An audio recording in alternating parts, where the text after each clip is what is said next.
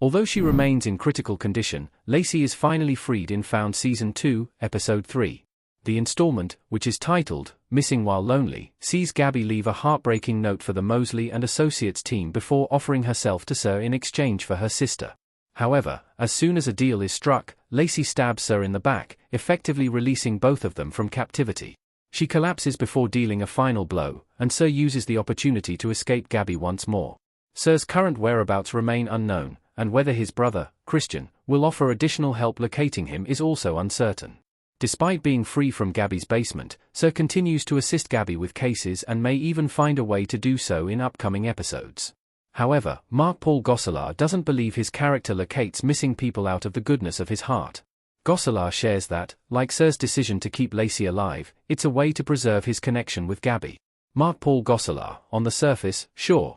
I think it annoys him more than anything that Christian is involved in any capacity, and especially that he is connecting with Gabrielle on a level that he can't at the moment. I don't think that he would assume Christian would jeopardize him, but yeah, there are just a lot of components.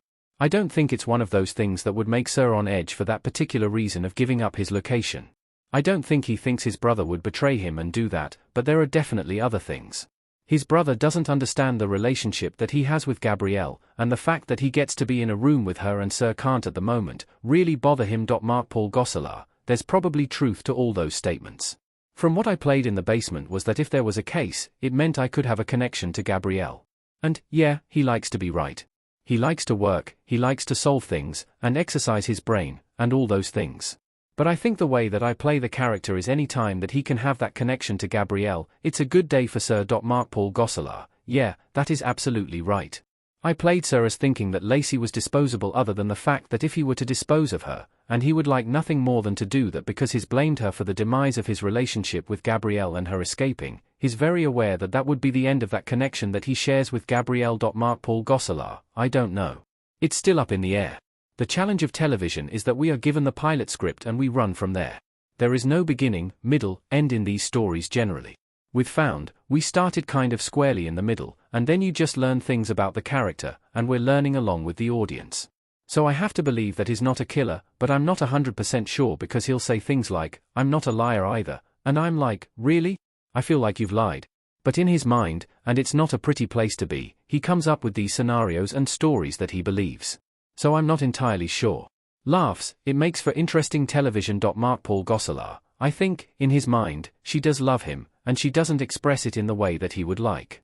In a perfect world, it would just be a partnership. It would be a relationship. There's nothing sexual about it.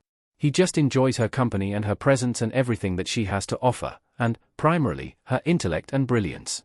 In a perfect world, they'd be traveling the world and reading books and savoring art and enjoying the finer points of life and connecting on all those things. It's just interesting because it's never been a relationship based on a physical attraction.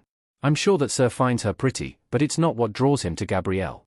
We saw it in last season where he was picking a book for her to read about Paris and asking her to change her name, and they were just going to go on this journey together. He is just living in fantasy.